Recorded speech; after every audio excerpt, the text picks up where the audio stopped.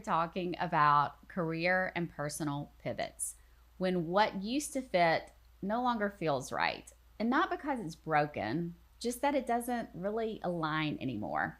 And my guest today is Nikki Lanigan, someone who has spent decades in the wellness industry and is a leader in McVeigh Media. She's taught fitness for over 15 years. She's super open about anxiety, OCD, overworking out, which yours truly has also experienced before. And she made the decision to lean more into how her values fit now. And so, if you're asking yourself, how do I pivot in my health, my career, or my identity? This is the conversation for you. Nikki, I'm so glad you're here. Hi, thank you so much for having me. I'm so honored to come on. Well, I want to start with something you mentioned when we talked about you being on this episode that really resonated with me because I'm not there yet. My son is younger Mhm. than your children. I'm a little behind you on the mom timeline. But what really struck me was you said there's an unspoken grief that starts happening when they're teenagers. Tell me what I need to know. What do I Mhm. need to be prepared for? Because my mom's not here to tell me. Well, so I have two daughters and they're both teenagers, 15 and 18, and my 18-year-old is a senior in high school and she'll be leaving soon to go to college. Um, when they're younger, it's you feel so busy, so rushed, going to sports, going to all these activities, and then all of a sudden they're driving themselves, they're doing this, and then you don't have that. And then and everything feels like the last Christmas when they live under the same roof, the last this, the Woo. last this. And then also I think we got to, knock on wood, a good point. Like, girls are hard on their mom. Mm-hmm. They can take everything out on them. Sure. And I think from the ages of 12 to probably 14, it was intense. And now it's like easier, Mm-hmm. I'll say.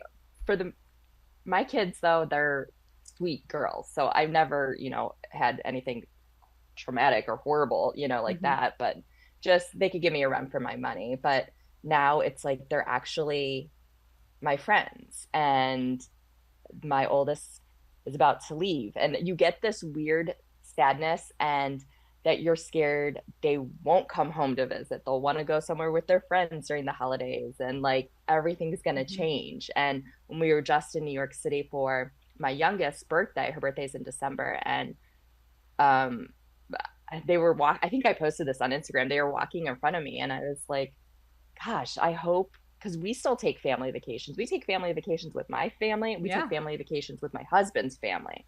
So we still do that. And I'm like, I hope they do this with their kids and their families, and we still are Mm-hmm. doing this. Yeah. And that's grief too, just those small milestones. I mean, just now you gave me a ton of things to start preemptively grieving because he's still in that grade school age and but it's small Hmm. things, little sweet words. I would, you know, little baby words you call your children. And recently he was like, "Mom, don't say that at school." And I was like, "Oh, I can't call you my shmoo baby in front of your friends." And and so I Yeah. even see it. I even see it now. So when you started noticing that shift, how did that impact your question of who am I now? Oh, that's a good question.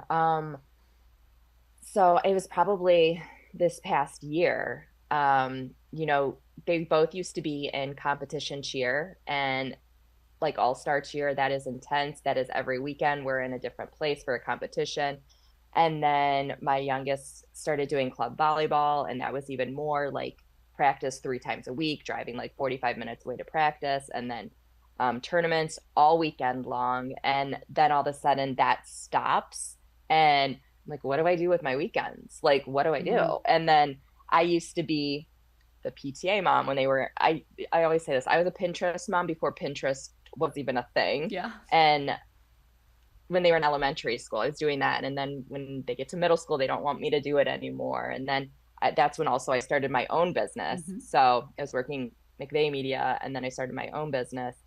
And I didn't, have time to do. I would have, but they didn't want me to anyways. They're like, no, don't Yeah. do, in middle school, they don't even have school parties, like, anyways. But I was kind of thinking about that recently. Like, I used to be so like artistic and creative. Like, I feel like I'm still creative, but a different avenue, like writing or something. But Mhm. like, I used to like make their party favors or do these decorations. And then you just like, now I'm thinking like, oh, what do I do when one's at college and then the other one's home?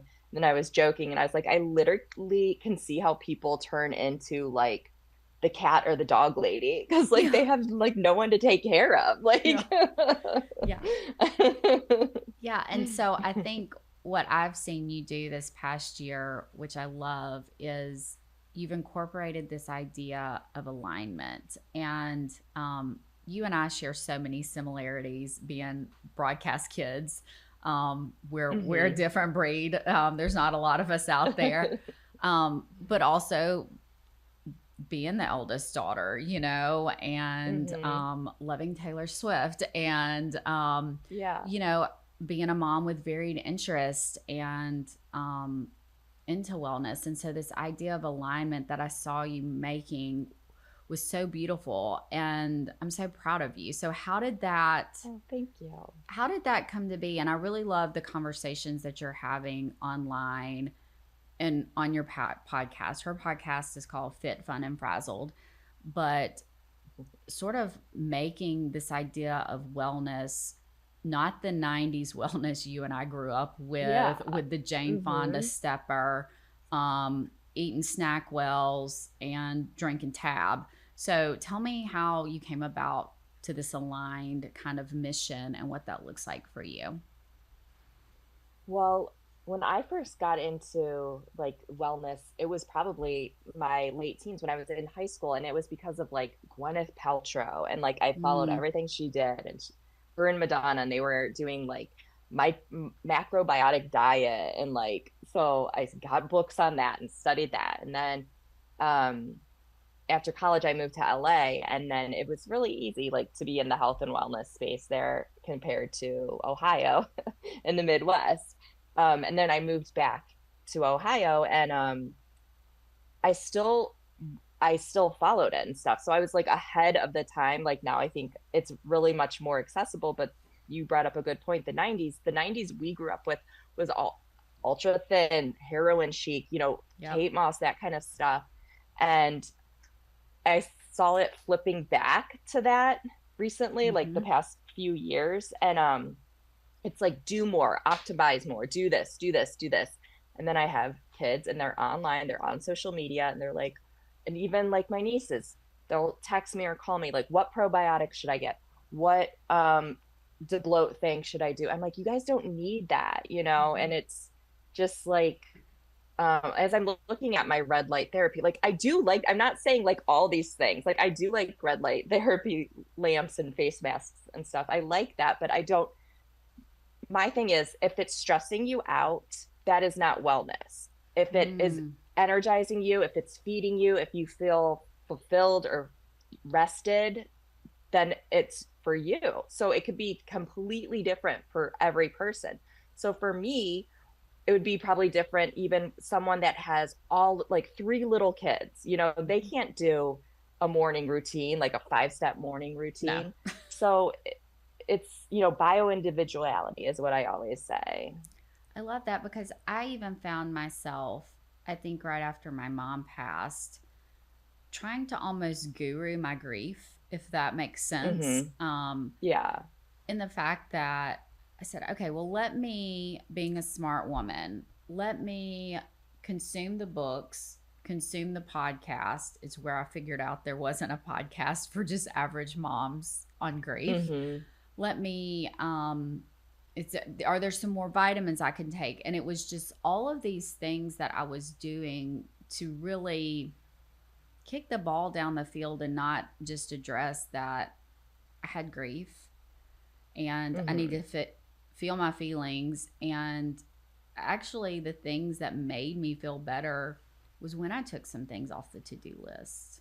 Like, I Yeah. didn't need to go on, I didn't need to lift weights and go walk and because it's true what Elwood said, endorphins make you happy from Legally Blonde. Yeah. But I was trying to, yeah, guru my grief. And Hmm. so, have you ever experienced that? And what would you tell somebody who's in that space trying to guru their grief? Yeah, I like go through that in like cycles where I'm really into personal development and let's read this book and this book and this book. But I think that's also, it's not an addiction. I wouldn't say that, but it's like, what are you trying to do? Why aren't you happy with where you're at now? Mm, And that's another thing. Like a lot of my students and clients, they're all females. And if we talk about like, oh, what did you do over the weekend? They're like, oh, I was really lazy. I just sat around and watched TV. Why do we think we're lazy if we're sitting mm, around? It's like we don't want to just think. We think we have to be productive. We think we have to learn more, do more, and we're not used to like just being. yeah. So, when you started making the pivot, what really was there a moment that woke you up that said, the cost of staying where I am is going to be Hmm. greater than taking a risk and pivoting? Yeah, there were two big moments. So the one was 4 years ago, yeah, 3 or 4 years ago. And I have a bad back. So the first time my back went out was like 8 years ago. It would go out here and there, like 2 weeks, 4 weeks, 6 weeks. Okay, so a few years ago, it went out like a whole year. Ooh. At the time, my mother-in-law was really sick. She's since passed, so I kept pushing it off. I'm like, it's fine, it's fine. We were in the hospital with her and stuff. And then I was doing the medical medium. I was doing his protocols. I don't know if any of your listeners are familiar with that. It's like celery juice, uh, heavy metal detox smoothies, like all this stuff. So I was gonna get spinal surgery. So I was going to do the pre-op. I had to do blood work and it came back and it was like the worst my blood work's ever been. I was like depleted in everything, all this stuff. So I was like, okay, medical medium's not for me. I'm not, it might work for other people, but I Sure. needed celery juice wasn't doing anything for me. And then 2 years ago, I was still doing all the biohacking, all the supplements I thought I should be doing. I finally started working out again. I had to take a year off and I was really only walking. I couldn't even do yoga. I couldn't do Pilates. I couldn't do anything. I got pneumonia for 2 months. It was first in my left lung, then it was in both, and then it was just in my left lung. I had to go to a pulmonologist. They were testing me for COPD. I thought like only smokers or like coal miners got COPD. I Yeah. didn't know. Like, and I was mad. I'm like, here I am, this health and wellness teacher having pneumonia. We went to the Virgin Islands. So I got it in November. We went to the Virgin Islands in January. I felt amazing because I needed to sleep and rest and like Mm, just be. And then that was like my wake up call. Like I'm doing too much, even though you think you're doing everything right and healthy and doing all the supplements and all this stuff. My body just wanted to rest. So if you're not resting, if you're not drinking adequate water or, you know, for the most part, eating whole nutritious food and working out sometimes, the that's core wellness right there. That right. is like bio longevity. Hmm. So, how would you? So, you reached a breaking point clearly with all Yeah. the things that were going on. For somebody's, And then I saw oh, oh, no, go ahead. I was just gonna say I saw everything online telling it was fear mongering, a lot of Hmm. fear mongering. You don't do this, this will happen, this and this, like scaring people into things. And then, I think about my daughters and my nieces and their friends. And I was just like, I don't want wellness in my name anymore. I want to pivot and I want something aligned. So everyone's different, like aligned with what you want. So elevate and align Yeah. came up, like more mindset and fitness. Yeah. I love that. So, for somebody listening, because we never want anybody to reach a breaking point or a point Hmm. where, they're like, I need to sleep for 2 weeks. How does somebody tell the difference between just normal exhaustion and just an overall misalignment, for whether it's in their career, their job is burning them out? Because I've had those Yeah. experiences where the job environment was just unhealthy for me in a lot of ways. Mm-hmm. Or, they're going through grief and they need to rest because, um, quite honestly, and I'm very open about this, people are like, wait, you're fresh out of grief and losing your mom and you're creating a podcast. I'm like, working helps me. And it does, but I also need to rest. And so I'm Mm-hmm. still learning that balance Yeah. for myself. So what would you say, how does somebody identify like I need to rest versus this isn't working for me and I need to make a bigger change?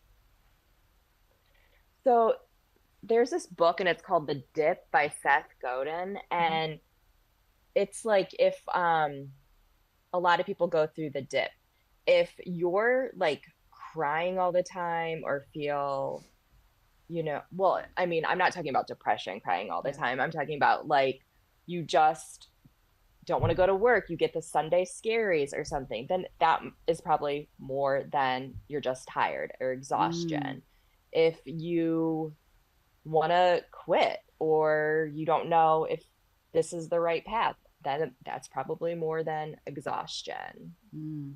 Those are really I good just read signs. that book. Oh, that's really good. I haven't read that. We'll have to put that in the show notes. And, I'm a reader too. I love that because I think back, especially when you say the Sunday scaries, because I can very Hmm. much pinpoint when that started happening for me as a child. I think I know I was in third grade, but I can definitely tell, looking back, there are jobs where they were the Sunday scary. I think I'll possibly will always have them to a certain degree, but Hmm. where they were amplified versus other times of my life. So I think that's really, really Yeah. helpful for people to hear. Um, so what did it feel like to acknowledge that something, the wellness space you loved for so long, had changed and you're like, I don't I don't know that this fits. Did that feel like grief to you? Would you call it that? Yeah, it did. It felt like grief. It felt like I was sad and I was angry. Mm, And I was angry for like almost a year because I felt like no one was seeing what I was seeing until recently. And then I feel like people caught up and they're like, oh, we're slipping back into the 90s, or there's a lot of fear mongering. I also like changed my Instagram feed and algorithm and stopped following people that weren't for me or I didn't believe what they were doing. yeah. So you can stay inspired and by the people you want to be inspired by. Yeah, I mean, what you take in is more than just the food. It's also what you're seeing and Hmm. who you're following. You and I offline had talked about some people we both decided to stop following because we're like, yeah, well, for separate reasons. I quit following them because I noticed they were committing copyright infringement on a regular basis, and that's definitely not aligned to my values. And then you decided to quit following them for a separate reason, but it was interesting that we both sort of made that decision separately, but for different reasons. Like the ick was Yeah. there, right? Um, Yeah. and so you made the shift. Tell me what that has been like and what it now feels like for you, especially as a mom, and sort of the conversations that you're having in your house. Because I have a lot of listeners who do have Hmm. young girls, girls that are going to be preteens soon, and teenagers. How are you talking about what wellness, well, being a whole healthy person looks like? How do you do that with your girls? Because I think our listeners could learn from you. Um, well, I started when they were younger, always, waking, I don't wake them up anymore. They have an alarm, but waking them up and saying like today's going to be a good day. And a lot of times I was met, especially with my youngest, like stop talking, when I say them. Now that they have phones, I'll text them affirmations. They won't. My youngest puts on meditation music and that kind of stuff when she studies and goes to bed. But I just keep doing things like they see me. They both work out. They both do yoga, Pilates, they run, they do that kind of stuff. The meditation, I'm mom, so they don't really listen to me at that aspect yet. But I've never called food bad or good. I don't, I love that. I wouldn't like when they were younger, I didn't buy some things, but they didn't know, Right. um, when my oldest started going to elementary school, then they started being like, why do you always buy organic? Mm-hmm. And you get the regular stuff. So I did sometimes. I do. The thing is now they don't want that stuff now because they're used to the other stuff and like other people are coming around, but I've never said no to things. Yeah. So it's not like some kind of forbidden thing that they want, you Yeah. know? Yeah. I love that. I mean, and especially, I think girls are really sensitive too, but even raising a boy, I'm very sensitive to it Mm-hmm. also, not labeling food as good or bad. And I'd love to get your thoughts on this because in our house the phrase I use is this is a sometimes food. Like Mm-hmm. fruits, vegetables, those are anytime foods, but ice cream, it's sometimes. So Mm-hmm. what are your cuz being a contract attorney, I love words. How do you feel about that? How does that hit you? Just be honest. I don't know. I don't even say that. I could Okay. see that that's better though than like I don't know. I think I'm trying to remember when they were younger what I said. I don't think I did anything. My kids weren't like wanting it all the time Yeah. now, So Yeah. I think I just didn't have it in the house Yeah. all the time. So then it wasn't like a choice. I think it worked out well because like they were going to like cheerleading competitions. So on the weekends, it would be eating out and then we'd go get ice cream. Like that's how it is on vacation. Every night we get ice cream. And then when we're back home, I'm not buying ice cream Right. That's a every vacation thing. week. Yeah. Yeah. Yeah. I love that. That's great. Um, so so your pivot wasn't just professional, like there was personal wrapped into it too. Um, Hmm. you've been very open about mental health, OCD, over Hmm. exercising. I was an over exerciser at one point in time too. Um, how does that shape your relationship now with movement and control? What does that look like? Because it's something I still, when I was trying to guru my grief, I found myself going back to that habit of do more, do more, do Yeah. more. It's hard to slip. Yeah. I sometimes feel it like I'm like, oh, I'm bored. Oh, let me go do a Pilates workout. And I'm like, nope, you already worked out today. Like, and you're Mm-hmm. not trying to do it to lose weight or like Right. do something. It's just like your habit that you do Mm-hmm. or something, or it makes you feel good, like Yeah. Elwood says. Yeah. Um, wait, what did you say? I noticed like when I first noticed I was doing it, is that what you mean? Like Yeah. overworking out How did or you first notice it? And then how does it now shape your relationship with movement and Mhm. control? How are you more, I guess, kinder to Oh, yourself and to your body and yeah. like honoring that rest space? The first time it kind of I noticed it was my oldest was a baby and I put her to sleep and I was doing my second workout of the day and I looked it was like in my den at the time and it was upstairs at the time and I looked across the street and the couple was playing cornhole and it was like 8 p.m. in the summer. They're playing cornhole, drinking, and here I was like doing another workout and I was like, well, that's really weird. Like, you know, Mm-hmm. um, 8 years ago when my back went out, one of the reasons it went out was because I overwork out and overuse. So I have to be gentle with my body Yeah. now. Like, so it doesn't go out. Yeah. Yeah. So yeah. That makes sense.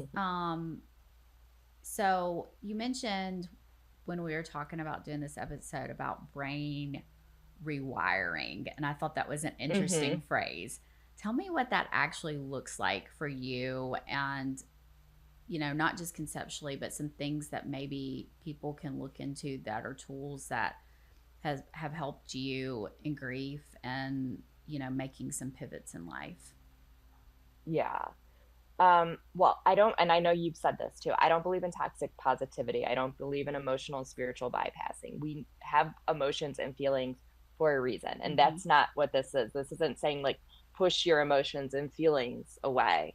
I remember when I was in elementary school, there was a song we used to sing in music class, and it was like crying gets the sad out of you, which it does. But I'm like, you're allowed to like feel sad. I mean, crying helps and stuff, but it's there to show you something, you know. So if I'm brain rewiring isn't for removing your emotions and feelings, it is for confidence and self-esteem. Okay. So it's like affirmations. So like neuroplasticity, your brain can relearn things.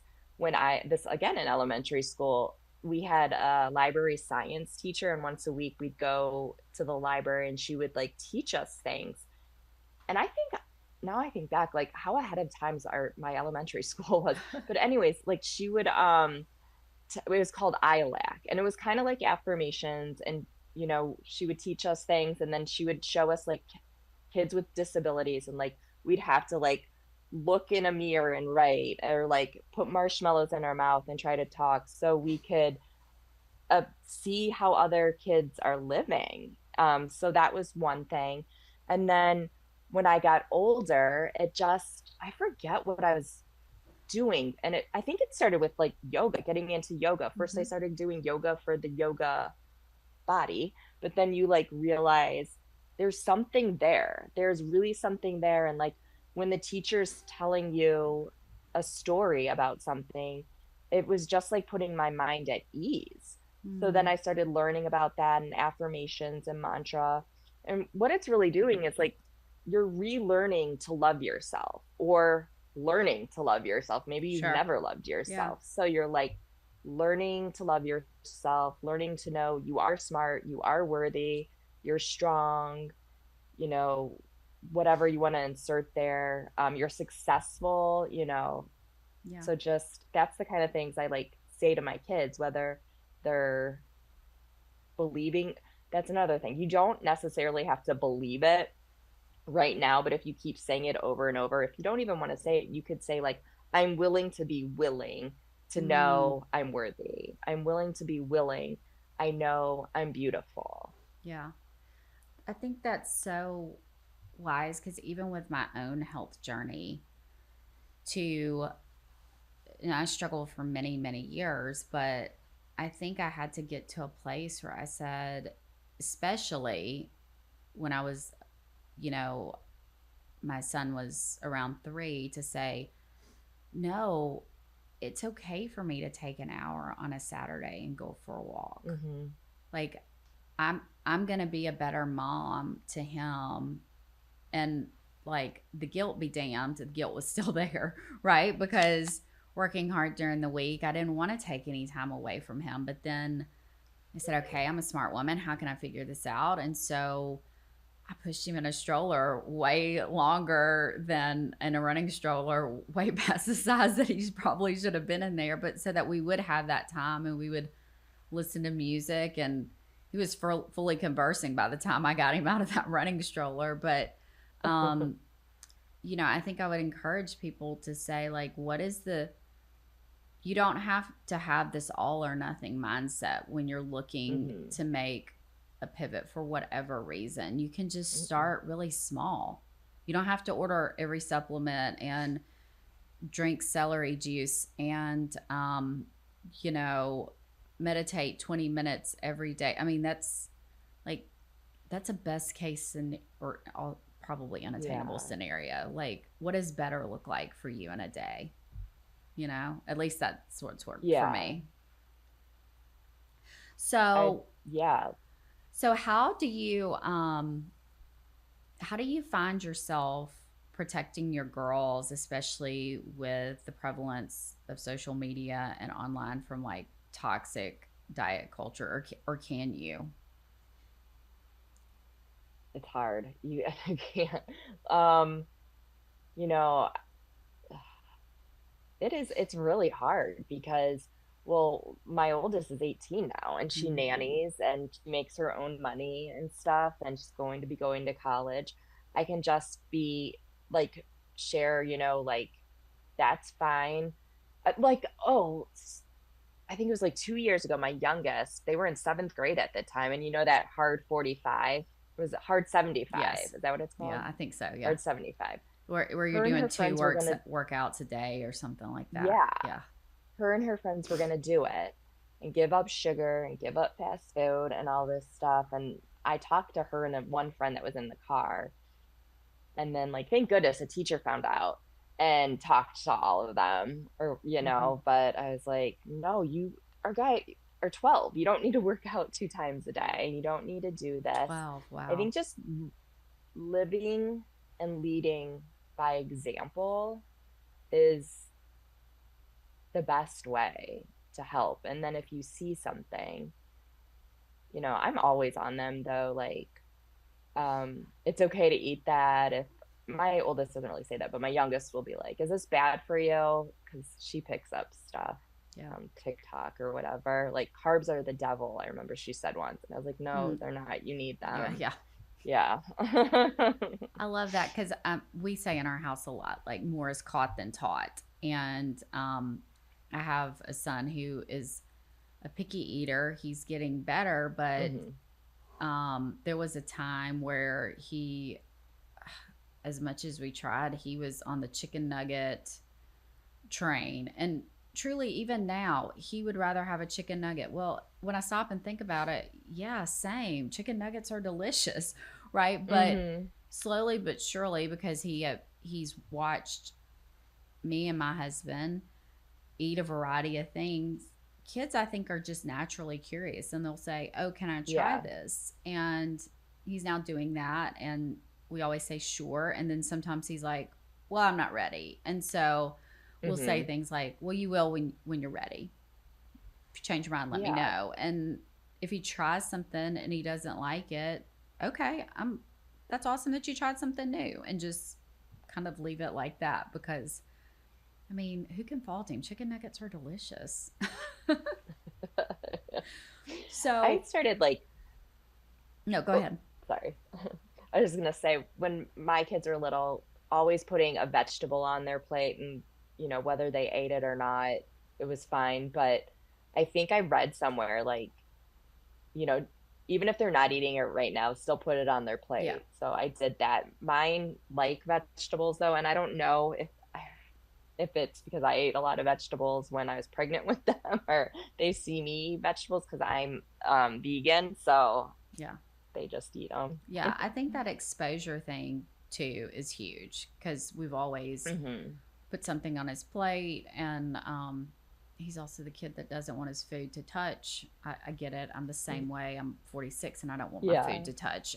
So I would still eat off of divided plates if, I don't know, that says a lot about me, but I get it. So let's say that somebody is listening now and they Hmm. are at the place you were and they're like, I need to make a career pivot. And the Hmm. girlfriend was to call you today. Where would you tell her to start? When This is what I've done with some clients that have made career pivots. Journal. First, just journal Mm-hmm. whatever comes up. Let it come up. If nothing comes up, nothing's coming up. Try that. Then I always ask, if I say, who are you? What is the first thing that comes to your mind? Most people, it would be like, I'm a wife, I'm a mom, your name and your job title. But then if I say, who do you want to be? Then you might get more in depth with, who do you want to be?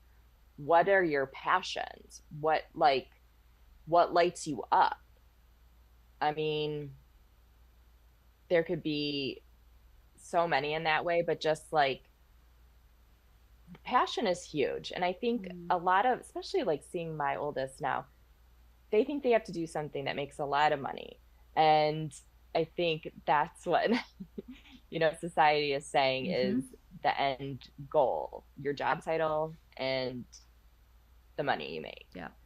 I think that's why a lot of people are pivoting now, like my parents, your parents, like older generations, they had like the same career and job like the whole way They did. through. And now we're all like pivoting and Yeah.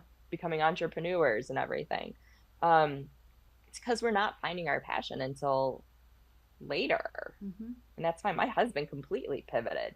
He like went back to school and became like went to law school in his 30s. Mm-hmm. So I, I love what you touched on, and it's something I've been thinking a lot about, especially because, I think males have always kind of had side hustles, right? I've always hmm been around the executive who, oh, when he kind of dabbles in real estate or he does this. And now women, it's being more accepted, but hmm just finding something you love because you love it. I think in hmm America, maybe in particular, we have this idea, well, if you're not monetizing it, it's not worthy. And then Yeah. and nothing could be further from the truth. If it brings you joy and there's something you personally get out of it, who cares if anybody buys it? Right. I think a lot about, especially the Instagram page tied to this podcast. A lot of the reels, I have no, I like that people see them. It's nice that they comment on them. But really, it's me just expressing where I am for the moment. And hmm that has value, even if nobody likes it. And it's Yeah. sharing a part of where I am, and that is healing. And so I hmm think what you mentioned about trying lots of things and those two questions, can you repeat those? Because I really want people to hear those that you mentioned about journaling. Who are you Mm-hmm. and who do you want to be? Yeah, I think those that's I'm gonna journal on those, which are so great. Nikki's podcast, she has so many great resources on it.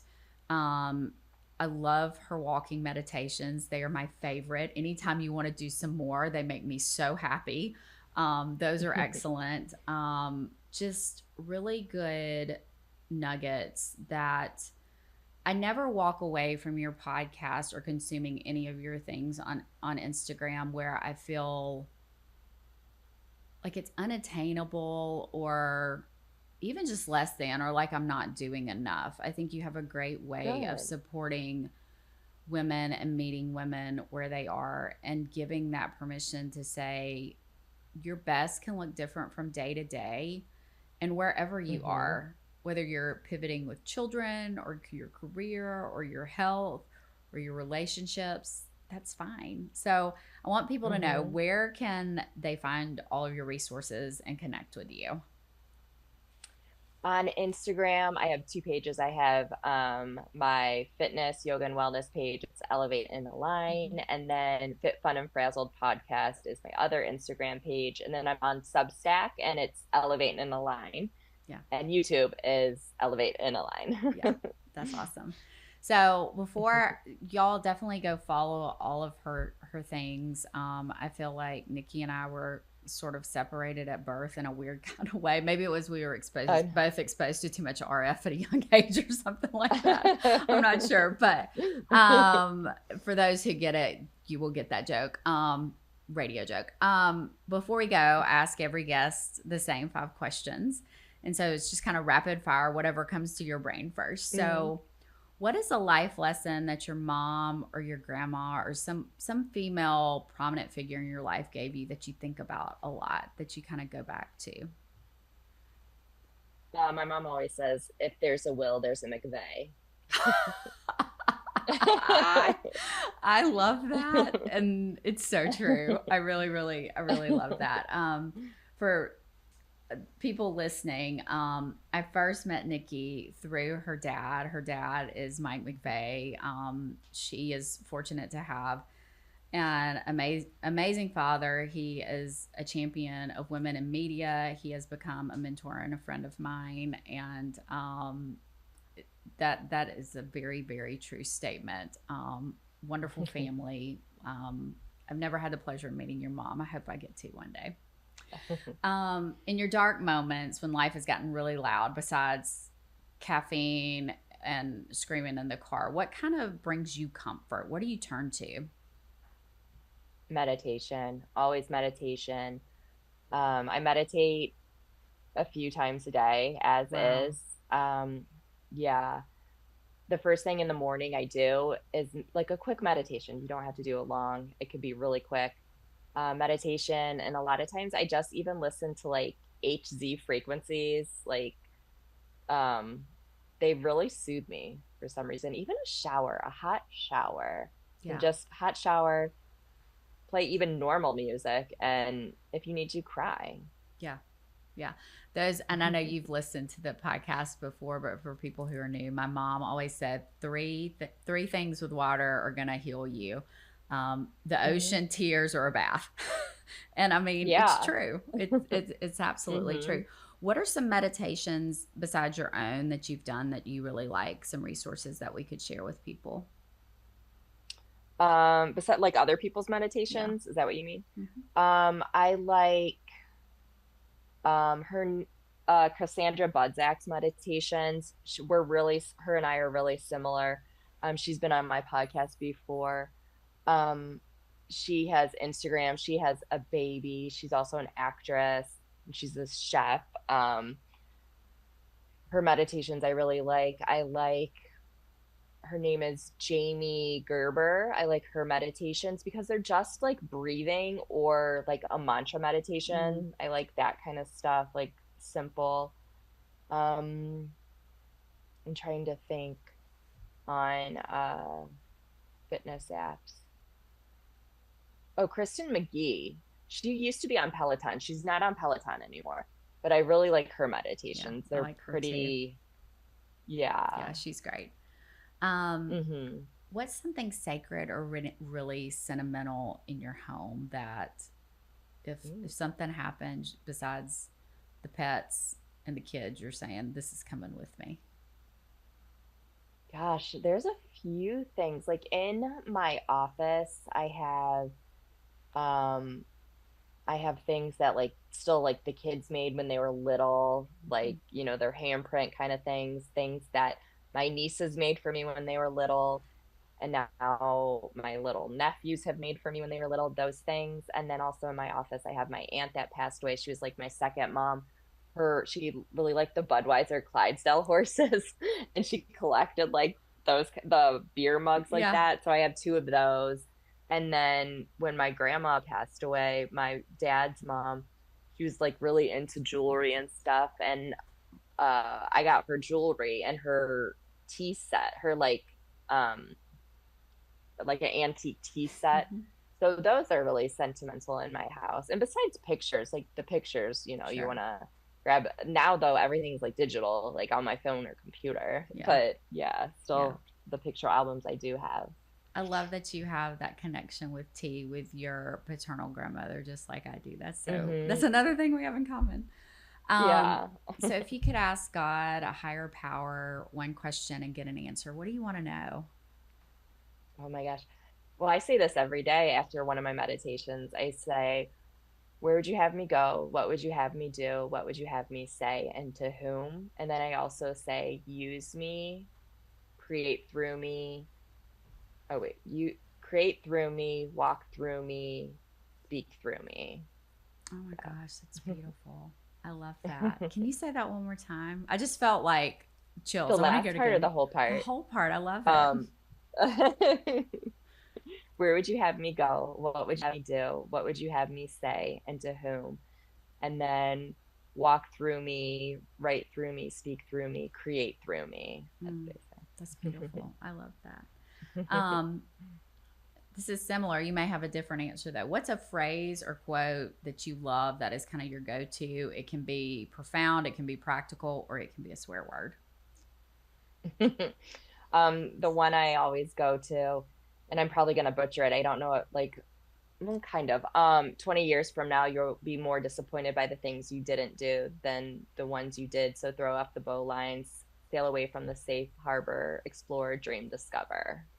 I love that. And you are an example of like living that fully because to pivot and change the narrative of what it looks like in an industry that you've loved for so long, that takes courage. And so I'm so proud to know Mhm. you. I'm so glad Thank you. that I'm you are proud to know part of this. you. And Thank you for being here and sharing such wisdom Thank you for having with me. all of us. And I'm so thankful you're part of my mom's circle that's ahead of me, that a strong, smart woman that I can ask advice for, that I know will be grounded in truth and love. And I appreciate you so much. Thank you. I appreciate you. Thank you for having me Of on. course. That's it for today. You can ache for who you were before everything changed and still become someone new. Grief and growth sit at the table, often passing notes when we're not looking. This tea, this time, this space, it's part of your healing and it's part of mine too. You're not broken, you're just brewing. And besties, we do not gatekeep around here. So if you heard something that lit something up in your brain, that you know a friend that needs to hear it, follow and come back next week. Your seat at the table will be waiting.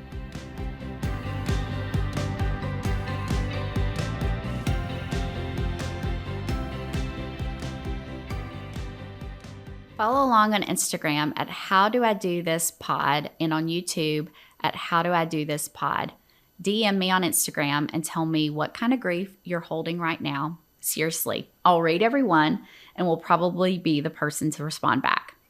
Tell me what you have tried that you think might help me. I'm open to trying anything that's not illegal. Your story might find its way into one of our future episodes.